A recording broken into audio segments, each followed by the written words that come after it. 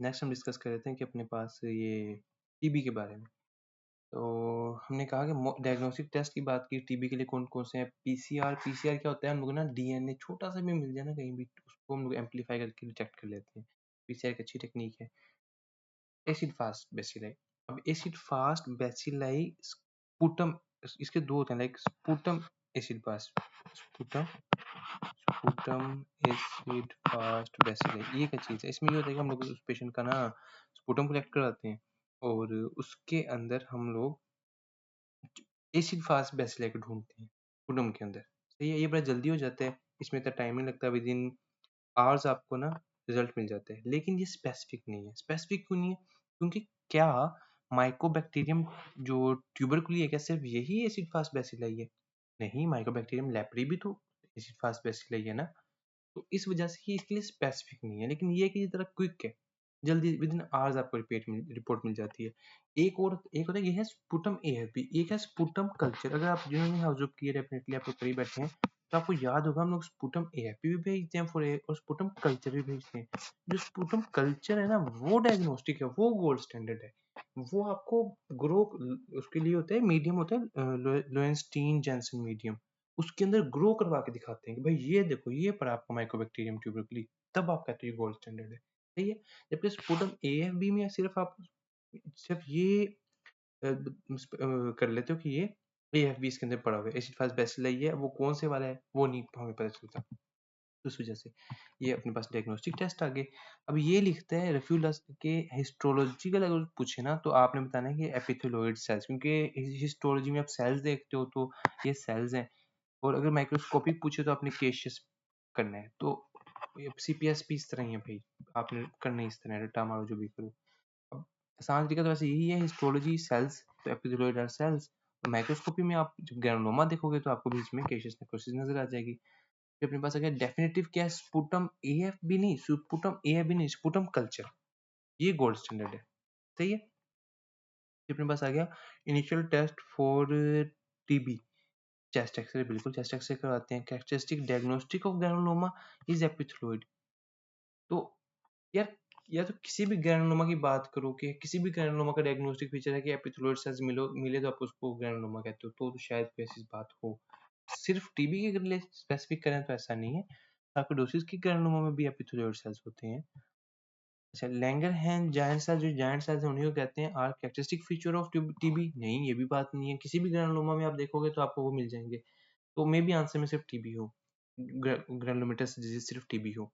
एपिथेलियोइड cell in TB are derived from macrophages. सही है। Histological feature of TB granuloma क्या है? Epithelioid cell. सही है। Epithelioid cell, epithelioid cell, epithelioid cell. Epithelioid cell are seen in which of the following leprosy. अब देखो leprosy में भी तो मिल रहा है, ये कौन सा? ये तो माइक्रोबैक्टीरियम लेप्री करवाते हैं, उसमें भी मिल रहा है, और ये टीबी तो नहीं है। तो मतलब नहीं है, डायग्नोस्टिक कैरेक्टरिस्टिक नहीं है। अ 35 ईयर ओल्ड फीमेल, उसको इनफर्टिलिटी है, यूट्राइन ट्यूब्स वर ब्लॉक्ड। हिस्टोलॉजी में आपको एंडोमेट्रियम में एपिथेलियोइड और जायंट सेल्स मिले, तो टीबी। अच्छा, what is the best microscopic feature of diagnosing tuberculous granuloma?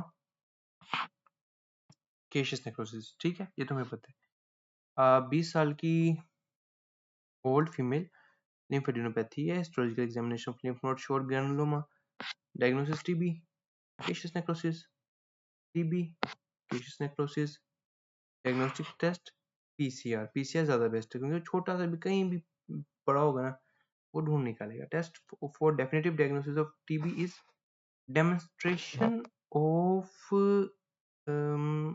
Of mycobacterium TB होना चाहिए, ऑफ एएफबी नहीं यार, ऑफ माइकोबैक्टीरियम टीबी। लेकिन अगर आपने वो ऑप्शन में हुआ तो, अदरवाइज आपने इसी के साथ जाना है। और बेहतर है कि आप इनको कोशिश क्या करें, कि मैं तो आपको समझा रहा हूँ कि ऐसे है ऐसे है, लेकिन आप लोग कोशिश क्या करें कि इन्हीं को रिवाइज क्या करें। पेपर में मोस्टली वही चीज़ आ रही होती है, या फिर स्टेम में हमें समझ नहीं आ रही होती बात की और आंसर वही बन रहे होते हैं। तो AFB an old patient है, वेट लॉस है, पैचेस इन लंग्स है, हेमोप्टिसिस है, एपिथेलियोइड सेल्स है। नेस्ट नेस्ट इन्वेस्टिगेशन क्या करवाएंगे? AFB टीबी के लिए देख रहे उन्हें। अफगानिस्तान से है, डिस्चार्जिंग साइनस है लैटरल नेक पे, और नाइट स्वेट्स फीवर भी है, कल्चर पे कोई ग्रोथ भी नहीं है। नेक्स्ट कंफर्मेटरी टेस्ट किया, क्या? बायोप्सी करो, लिम्फ नोड बायोप्सी करो, एक्सटर्नल बायोप्सी करेंगे हम लोग। चलो। टीबी के लिए देख रहे हैं इनको भी। अब कहते हैं कि acid fast bacilli is non capsulated due to cell wall glycoprotein. तो यार नो, ये गलती शायद गलती से लिखा गया, नॉन रेजिस्टेंस नहीं, अच्छी खासी रेजिस्टेंस होती है इन बैक्टीरिया के पास, कई चीज़ों से रेजिस्टेंस होती है। और दूसरा ये कि हाँ, इनके जो सेल वॉल होती है ना, मतलब कोई कैप्सूल नहीं होता खास, लेकिन जो सेल वॉल होती है उनके अंदर सेल वॉल, उसके अंदर वैक्सी सेल वॉल होती है इनकी, और वो उसके अंदर माइकोलिक एसिड्स होते हैं, मल्टीपल ग्लाइकोप्रोटीन्स होती हैं, तो ग्लाइकोप्रोटीन्स भी होती हैं, सही है। बस आप पेशेंट प्रेजेंटेड विद फीवर है, कफ है सिंस लास्ट मंथ, एपिथेलियोइड सेल्स हैं, एक्सरे पे डिफ्यूज नोडुलोपेस्टिस है, तो टीबी के लिए देखो, मतलब ग्रानुलोमा वाले फीचर्स भी आ रहे हैं, कफ भी है, फीवर भी है। In which of the following there is lymphocytosis. TB में आपको पता है लिम्फोसाइटोसिस होती है। कफ है, सोर थ्रोट है, लो ग्रेड फीवर है, एक्सरे चेस्ट पे हाई लिम्फेडिनोपैथी है। टीबी के लिए देखो नाइट स्वेट्स है, और साथ में किडनीज का फंक्शन खराब है, तो रीनल टीबी के लिए देखो antibodies in TB bound to cell. यार एंटीबॉडीज जो है ना, मतलब जो अपने पास ह्यूमरल रिस्पॉन्स है, जो वो होता है टीबी में, नो डाउट। टीबी का जब इन्फेक्शन होता है तो एंटीबॉडीज बनती हैं, लेकिन यही जो सेल वाल ग्लाइकोप्रोटीन है ना, मतलब जो इसकी सेल वाल है, वैसी सेल वाल है, वो उसके साथ जाके लग जाती है, लेकिन जो सेल वाल है वो इसको डीएक्टिवेट कर देता है। सेल वाल इस तरह की वैक्सी होती है कि सही तरह से ऑक्सीजनाइजेशन नहीं करने देती है एंटीबॉडीज को। इसी वजह से हम लोग देखते हैं कि टीबी के अंदर आपको कौन सा रिस्पॉन्स मिलता है, बेसिकली सेल मीडिएटेड मिलता है ना, सेल मीडिएटेड रिस्पॉन्स मिलता है, मैक्रोफेजेस आते हैं, इसको इनको ग्रैनुलोमा बनाते हैं, तो इस वजह से तो शायद उसने यही बात करना चाहिए। एयरबोर्न इन्फेक्शियस डिजीज टीबी है, एक पेशेंट है, एटीटी स्टार्ट करिए 2 मास हो गए, और now presented with moderately elevated ESR, this due to superimposed acute bacterial infection. यार नॉर्मली पता है क्या होता है, आप एटीटी जब स्टार्ट कराते हो ना, तो ईएसआर का लेवल आहिस्ते आहिस्ते नीचे जाना चाहिए, नॉर्मली ये होना चाहिए। लेकिन अगर वो कह रहा है कि नहीं अभी भी ज्यादा हो रहा है, या फिर अचानक से ज्यादा होना शुरू हो गया है, तो इसकी कुछ रीजंस हो सकती हैं, जिसमें एक रीजन ये है कि या तो सुपर इम्पोज बैक्टीरियल इन्फेक्शन हो गया है, या ये हो सकता है कि वो पेशेंट की कंप्लायंस नहीं है, वो दवाई ही नहीं ले रहा है, या दवाई छोड़ दी है उसने, ठीक है, या फिर जो दवाई थी उसमें ड्रग रेजिस्टेंस डेवलप कर लिया टीबी ने, तो वो दोबारा ग्रो करना शुरू कर दिया। तो खैर इसमें ये आंसर ठीक बनता है इस हिसाब से। एक 50 साल की ओल्ड स्मोकर है, complain dry cough, low grade fever, malaria, chest is clear, x-ray पे लेफ्ट एपिकल शैडो है, मेंटोक्स टेस्ट इज पॉजिटिव, और ईएसआर जो है वो भी ज्यादा है, तो टीबी डायग्नोसिस बन गया। मेंटोक्स टेस्ट मतलब क्या होते हैं, इसको टर्बुलिन स्किन टेस्ट भी कहते हैं। इसमें ना थोड़ा सा एंटीजन होता है उसका टीबी का, वो आप ना स्किन में करते हो, और वहाँ इंड्यूरेशन आ जाती है, मतलब इंड्यूरेशन आ जाती है स्किन की, पता ही होगा, थप्पड़ थप्पड़ थप्पड़ कह रहा हूँ, धब्बर नहीं बन जाते वो, हो जाते हैं। तो उसमें आप ना उसका साइज देखते हो कि कितना इंड्यूरेशन है ये। अगर तो थोड़ी है तो इसका मतलब है कि पहले एक्सपोजर नहीं हुआ, और अगर ज़्यादा है ना तो उसका मतलब है कि पहले एक्सपोजर हो चुका है। तो हमें नहीं, हमें बस इतना पता चलता है कि पहले एक्सपोजर हुआ है। अब वो आपने पहले वैक्सीनेशन करवाई हो, मतलब आप में टीबी भी मौजूद हो, लेटेंट टीबी हो, या फिर आपको अभी भी एक्यूट इन्फेक्शन चल रहा हो, ये नहीं हमें पता चलता। हाँ, इतना पता चल जाता है कि आपको टीबी का पहले एक्सपोजर हुआ है। उसकी वजह ये होती है कि अगर पहले एक्सपोजर हुआ हो ना किसी भी वजह से, तो उसकी वजह से आपके क्या कहते हैं, बॉडीज अपना इम्यून सिस्टम उसके लिए एक्टिव होता है ना, तो पहले से टी लिम्फोसाइट्स वगैरह मतलब चीज़ें बन चुकी होती हैं। तो इस वजह से जैसे ही आप दोबारा वो स्किन में हल्का सा लगाते हो, तो वो फ़ौरन इम्यून सिस्टम उसको ज़्यादा एग्रेसिवली रिस्पॉन्स करता है, और ज़्यादा बड़ी इंड्यूरेशन बनती है। लेकिन अगर फर्स्ट टाइम एक्सपोज़र होगा तो उसमें नहीं इतना करेगा, और उसमें नहीं इंड्यूरेशन होगी। हम लोगों के वैसे पाकिस्तान में ये चीज़ नहीं चलती, मेंटोक्स टेस्ट का कोई फ़ायदा नहीं, हर बंदे को बीसीजी लगाते हैं हम लोग पैदा होते ही, तो इसलिए वो सब में ज़्यादा आएगा। तो इसलिए हमारे इधर नहीं चलती, लेकिन बाहर के मुल्कों में ये है कि मोंटेक्स टेस्ट पॉजिटिव आना एक बात समझी जाती है, आई गेस सो। पता नहीं बाहर का भी नहीं मुझे आइडिया, लेकिन पाकिस्तान में तो खैर नहीं इतना। फिर अपने पास आ गया एक पेशेंट, क्या देख रहे थे हम, 50 साल के बंदे, हम मेंटोस टेस्ट पॉजिटिव आ गया, चलो जी TB. Finding of pulmonary TB क्या होती है, पल्मोनरी टीबी की primary focus in parenchyma with involvement of regional lymph nodes, Ghon complex की बात करें, Ghon complex primary TB, negative Mantoux test कब आ सकता है टीबी में, मतलब टीबी का पेशेंट है लेकिन तब भी उसका मेंटोक्स टेस्ट नेगेटिव आ रहा है, वो इम्यूनोसप्रेसिव थेरेपी। अभी आपको मैंने रीजन बताया ना कि क्यों होता है इंड्यूरेशन ज्यादा क्यों बनती है, तो अगर इम्यून सिस्टम ही सप्रेस होगा तो वो कैसे करवाएगा इंड्यूरेशन, तो ये वजह है। Regarding pulmonary TB, what is true involves posterior segment of upper lobe lungs, तो वैसे यहाँ जो मुराद ले रहा है ना, ये सेकेंडरी टीबी की ले रहा है। सेकेंडरी टीबी, जो प्राइमरी टीबी होती है ना, जो प्राइमरी टीबी होती है वो इन्वॉल्व करती है मिडल या लोअर लोब्स को, ठीक है। जो सेकेंडरी या जो मतलब सेकेंडरी जो रीएक्टिवेशन होती है जब टीबी की, तो वो इन्वॉल्व करती है अपर लोब को, सही है। अच्छा, तो यहाँ वो कह रहा है ये रिगार्डिंग प्राइमरी टीबी सही है, तो इन्वॉल्व करती है अपर लोब को। A man working in a mine came with history of low grade fever, cough, x-ray showed apical consolidation, Mantoux test positive, TB, ATT can't, sorry क्या लिखा है, patient on ATT can't differentiate. अच्छा, अब हम लोगों ने ना ड्रग्स पढ़नी है, ये जिनको स्केची जिन्होंने किया हुआ है, ये जिन्होंने जहाँ से भी तैयार किया, अगर तो आता है तो मसला नहीं होगा, नहीं किया हुआ तो अगर ज़रूरत हुई मैं स्केची से ना थोड़ा-थोड़ा पढ़ा दूँगा, ये वरना बहुत ईज़ी है। आई होप कि आपको आता होगा। तो एसोनियाज़िड में क्या होता है, पेरिफेरल नेफ्रोपैथी होती है, हेपेटाइटिस तो यार वो सब में ही होते हैं, सारी ही ना करवाते हैं, हेपेटोटॉक्सिसिटी करवाते हैं। ये सेप्टोमाइसिन का मुझे कंफर्म नहीं है, सेप्टोमाइसिन ऑटोटॉक्सिसिटी करवाता है। रिफैम्पिसिन जो है उसकी ज़्यादा है, ऑरेंज या रेड कलर सिक्रीशंस करवा देगा। इथैम्ब्यूटोल ऑप्टिक न्यूराइटिस करवाता है, और पैराजिनामाइड जो है वो हाइपरग्लिसीमिया और गाउट करवाते हैं। सही है, स्केची वालों को याद है कि इथैम्ब्यूटोल में वहाँ एक इधर घोड़ा बना हुआ है और उसकी ना आंखों पे वो रेड और ग्रीन बना हुआ है, तो वो इथैम्ब्यूटोल है। आइसोनियाजिड वाला वो जो गन शूटर है, तो उसने वो वो ग्लव्स एंड स्टोक्स पहने हुए, तो वो करवाते हैं पेरिफेरल न्यूरोपैथी करवाते हैं। इथैम्ब्यूटोल वाला जो है वो सॉरी रिफेम्पिसिन वाला जो है वो राइफल पकड़ के ट्रेन में आ रहा है, और उधर से आई गेस पता नहीं कोई ऑरेंज जूस वगैरह गिरा है, तो ऑरेंज रेड सिक्रीशंस आ गई। पैराजीनामाइड वाला यहाँ आगे बैठा हुआ है और उसने ना वो कर रहा है, कोई सुई धागे से काम कर रहा है, तो यूरिक एसिड वाला वो जैसे आपको याद होगा। स्ट्रेप्टोमाइसिन एक अमाइनोग्लाइकोसाइड है, एक एंटीबायोटिक है, और ये ऑटोटॉक्सिसिटी करवाती है। स्केची यूजर्स को पता होगा कि वो निंजाज हैं, और उधर एक इस तरह करके बना हुआ है बजाने वाला, बेल बजाने वाला ना, और उधर बीच में क्रैब का सिंबल है, तो ये ऑटोटॉक्सिसिटी से रिलेटेड है। तो बस आपको ये चीज़ मैंने रिवाइज करा दी स्केची से भी। अच्छा, अब स्टार्ट करते हैं। स्ट्रेप्टोमाइसिन क्या करवाते हैं, प्रेगनेंसी में भी सेफ नहीं है स्ट्रेप्टोमाइसिन, टेट्रोजेनिक है। इसके ऊपर जो मैंने ये बनाई थी ना, सॉरी ये तो टेट्रोजेनिक का साइन था, जो मैंने वो बनाया था ट्रेंचुला, और जो ये है ये ऑटोटॉक्सिसिटी का साइन था। Which of the following pregnancy में सेफ नहीं है, स्ट्रेप्टोमाइसिन है। एटीटी प्रेगनेंसी में कंट्राइंडिकेटेड स्ट्रेप्टोमाइसिन है। विदाउट सिग्निफिकेंट मेटाबॉलिज्म, जी हाँ, स्ट्रेप्टोमाइसिन जो अमाइनोग्लाइकोसाइड्स है ना, ये विदाउट सिग्निफिकेंट मेटाबॉलिज्म ही बॉडी से एक्सक्रीट किया जाता है through renal route. As a result ये एक्यूट ट्यूबुलर नेक्रोसिस करवाने में ना, एटीएन करवाते हैं, इनका एक रिस्क फैक्टर है। उसकी वजह यही है कि इनको पहले डिटॉक्सिफाई, मतलब इनको मेटाबोलाइट्स नहीं इनका होता। इथैम्ब्यूटोल की बात की जाए तो आपको पता है ये ऑप्टिक न्यूराइटिस करवाता है। ये भी हम देखते हैं आगे आएगा कौन कौन बैक्टीरियोस्टेटिक है, कौन कौन बैक्टीरियोसाइडल है। अच्छा, और इथैम्ब्यूटोल जो है वो red and green traffic lights में डिफरेंशिएट नहीं कर पाओगे, ऑप्टिक न्यूराइटिस करवाएगा।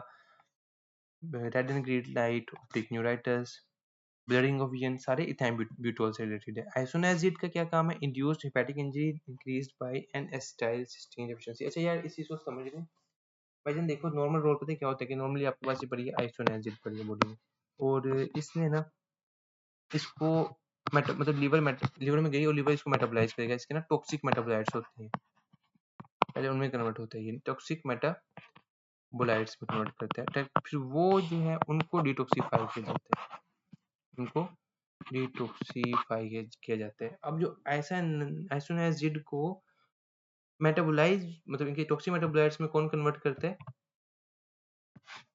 एक एसिटाइल, पता नहीं पूरा नहीं में याद, एसिटाइल ट्रांसफरेज, हाँ एसिटाइल ट्रांसफरेज, ये एंजाइम होते हैं, एन एसिटाइल ट्रांसफरेज।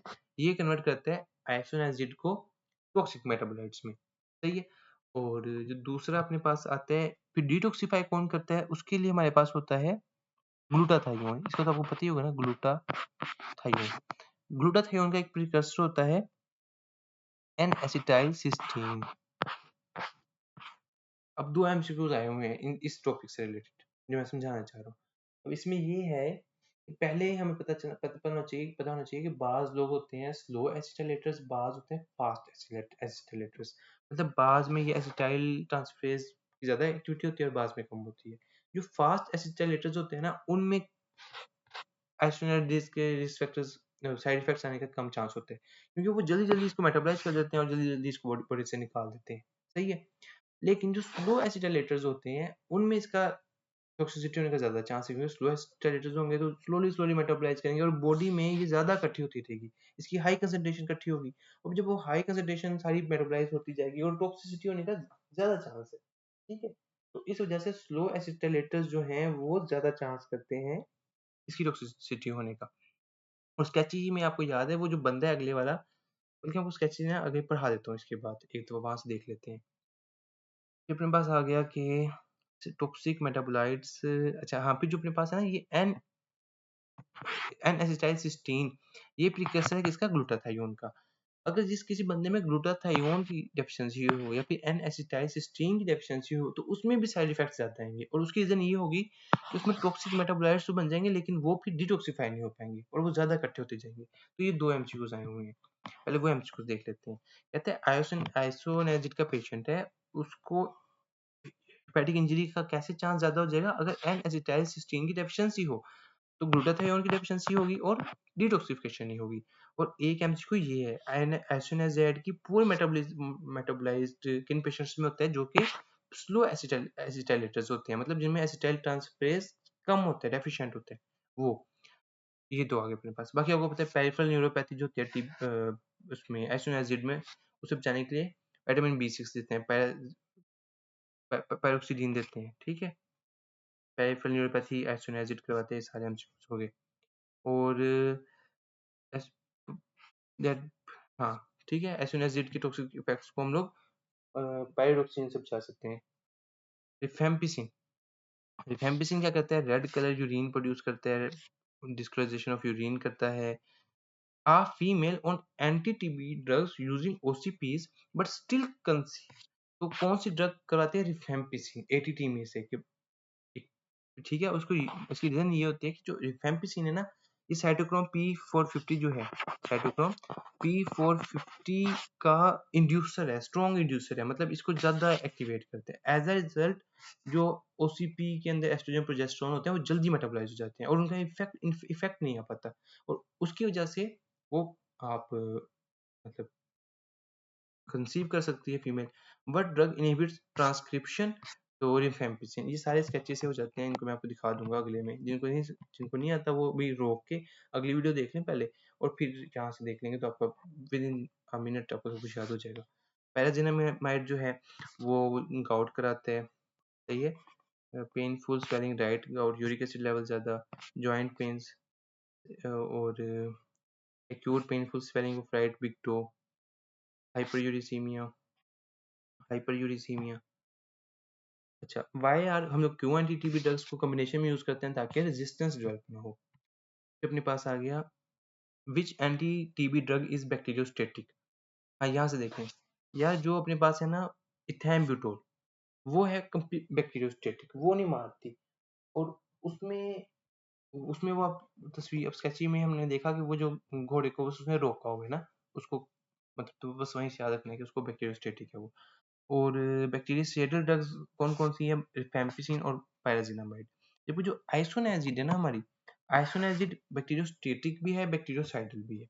बैक्टीरियोस्टेटिक किसके लिए, कि जो बेचारे सहमे में बैठे होते हैं बैक्टीरिया, कुछ नहीं कर रहे होते हैं, उनके लिए बैक्टीरियोस्टेटिक है। लेकिन बैक्टीरियोसाइडल इनके लिए कि जो रैपिडली डिवाइड कर रहे हो, जो ज्यादा ही शौकी हो रहे हो ना बैक्टीरिया, फिर उनको ये दब देती है, उनको मार देती है। लेकिन जो आराम से बैठे हो तो उनको नहीं कुछ कहती, ये अच्छी ड्रग है। अच्छा, in multi drug resistance TB resistance is found by rifampicin and, हाँ जो मल्टी ड्रग रेजिस्टेंस बल्कि आगे इधर आ रहे हैं, जो मल्टी ड्रग रेजिस्टेंस होती है ना, उसमें आइसोनाजिड और रिफेम्पिसिन के खिलाफ रेजिस्टेंस आई थी। आपको याद है कि हमारा निमोनिक था राइप, RIPE। ठीक है। और हम लोग पल्मोनरी टीबी में देते भी ऐसे हैं कि पहली चारों देते हैं 2 महीने के लिए, फिर पहली दो देते हैं, फिर पहली दो देते हैं 4 महीने के लिए, ये ऐसे ही करते हैं ना। तो खैर इन्हीं के मल्टी ड्रग रेजिस्टेंस में ना इन्हीं दो के खिलाफ रेजिस्टेंस आ जाती है। और एक्सट्रीम ड्रग रेजिस्टेंस में क्या होता है कि इन दो के खिलाफ भी हो, साथ में कुछ और ड्रग्स के खिलाफ भी हो। अब हमारे पास आ गया माइकोबैक्टीरियम लेप्री। तो इसमें क्या होता है, बल्कि हम पहले एक मिनट हम इसको करके ना उसके बाद स्केचेस देख लेते हैं नेक्स्ट वीडियो में, यहाँ तक पढ़ लेते हैं। हमारे पास क्या आ गया कि लेप्रोस्कोपी लेप्रोसी है।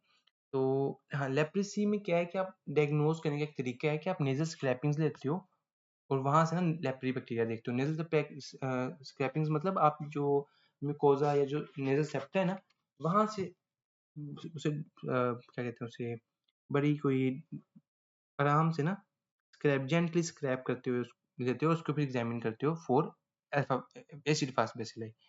नेजल लियन हो और एएफबी पॉजिटिव हो तो लेप्रोस्पी है। जो लेप्रोसी है ना, वो आंखों को इफेक्ट करती है, चेहरे को इफेक्ट करती है, चेहरे की शक्ल बिगाड़ देती है, लियोनी फेसिस बना देती हैं। अच्छा, और देखो ऑर्बिटल ऑफ आई को इफेक्ट कर रही है, लैंगरहैंस सेल्स भी मिल रहे हैं, जायंट सेल्स भी मिल रहे हैं, मतलब ग्रैनुलोमा वाले पिक्चर्स भी हैं। तो आपने टीबी लेप्री सोचते हैं। Initial test to detect leprosy को डिटेक्ट कैसे करने का तरीका क्या है? नेजल स्क्रैपिंग टेस्ट है। नेजल स्क्रैपिंग टेस्ट है। इंट्राओकुलर टिश्यू की नेक्रोसिस मिल रही है, साथ में आपको ग्रैनुलोमा वाले फीचर्स मिल रहे हैं, तो ये लेप्रोसी है।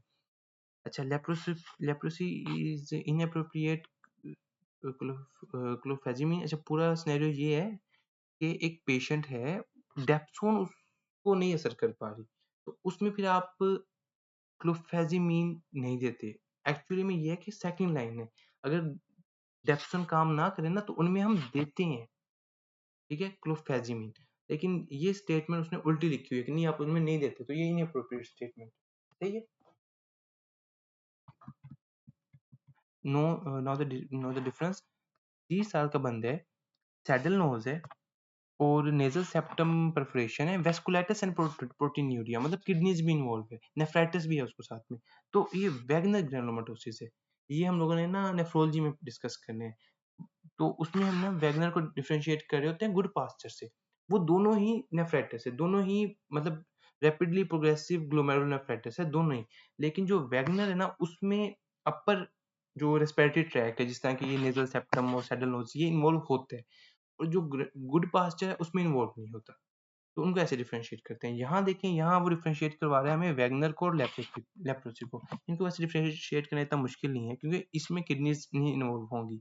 यंग मैन है, लो ग्रेड फीवर है, नेजल ब्रिज डिस्टोर्टेड है, और लिम्फ नोड्स रिवील नॉन केसेटिंग ग्रैनुलोमास, तो उसने वैसे ही बता दिया। और ए अभी भी पॉजिटिव है, तब तो आप डेफिनेटली लेप्रे ही सोचोगे। तो बस अभी हम लोग स्केच देख लेते हैं।